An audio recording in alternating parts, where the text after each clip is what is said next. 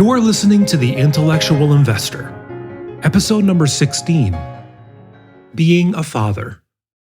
Written by Vitaliy and read by Elliot. To read this article online, or to listen to more episodes, visit investor.fm. To learn more about Vitaliy's investing firm, IMA, go to imausa.com.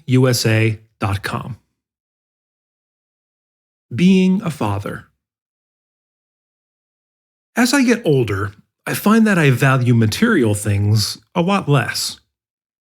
I'm still partial to gadgets, but soft things like conversations, walks, experiences have started to matter to me a lot more than things. My writing was supposed to be about investing, how to make $2 out of $1. But existential topics have lately had a greater appeal for me than discussions about stocks or the economy. Writing this scribble that I'm about to share with you was very difficult, because while I was writing it, I kept asking myself, am I a good father? And I was not sure of the answer. Being a father. Dana Carvey on when you most feel loved in your life. Quote, "When humans start to call me dad. That is the word that gets me. You are famous to 1 billion people, but only 3 people call you dad." End quote. I have a client.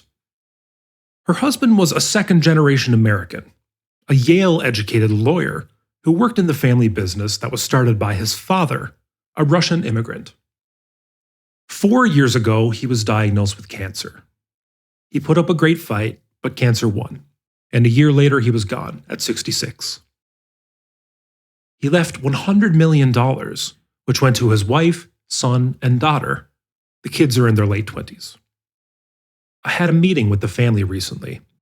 The son's wife was just a few days from giving birth to a baby girl.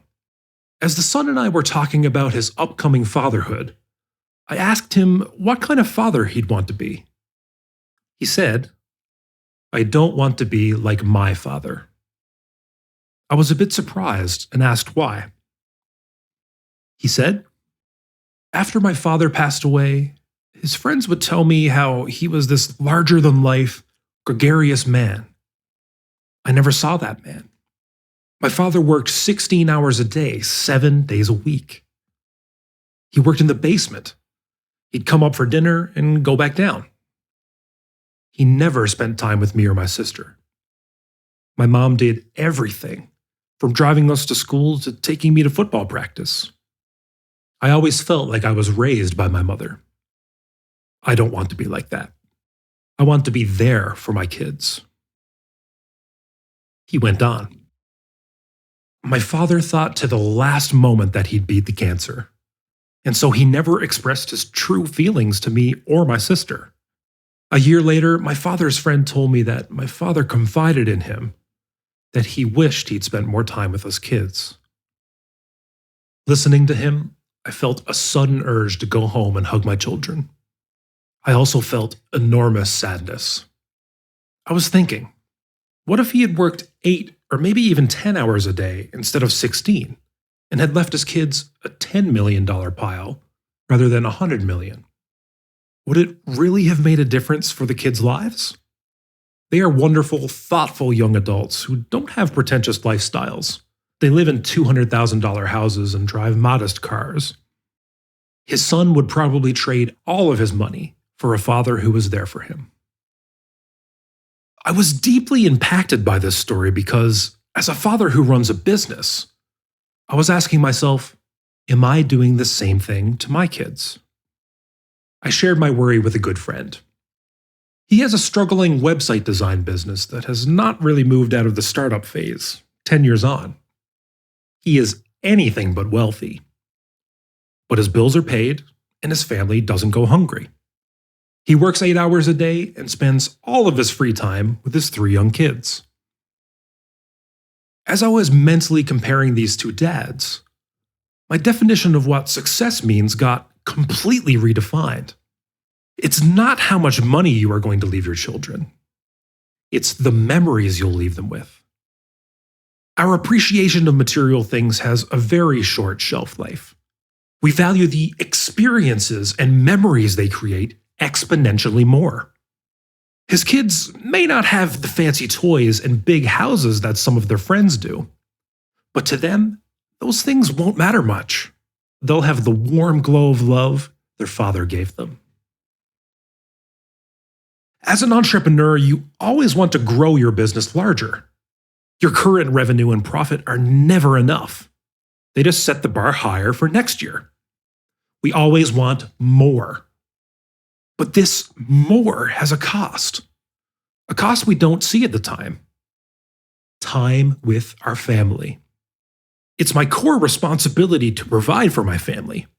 But at some point, I, and maybe some of our readers, may say that more is not worth it. P.S. An additional thought. Sometimes work for us is a game, a real-life version of Candy Crush, where money is not a currency that buys us material stuff, but chips that we never intend to spend and are just there to keep count of our success. They are the currency that moves us to the next level, and the next level. Just as we can mindlessly spend tens of hours playing Candy Crush, our work can turn from being something we do to live into an addiction. As I'm writing this, I keep thinking that on one hand, I was incredibly fortunate to discover my love for investing when I was in my early 20s, but also that there's a danger in this love, which at times can conflict with my love for my family. My own father often quoted from The Little Prince by Antoine de Saint-Exupéry. You become responsible forever for what you have tamed. Thank you for listening. To read this article online, or to listen to more episodes, visit investor.fm. Enjoy life and prosper.